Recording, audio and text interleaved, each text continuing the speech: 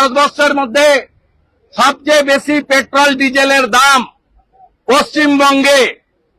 খালা মমতা ব্যানার্জি আমাদেরকে মারছে, আমাদের পকেট কাটছে, আর অন্যদিকে নরেন্দ্র মোদীজি গোটা দেশের মানুষকে তিনি নিত্য প্রয়োজনীয় জিনিস, লাইফ সেভিং ড্রাগ, ব্যক্তিগত জীবন বীমা এবং মেডিকেল স্বাস্থ্য বীমা তাকে জিএসটি মুক্ত করেছে।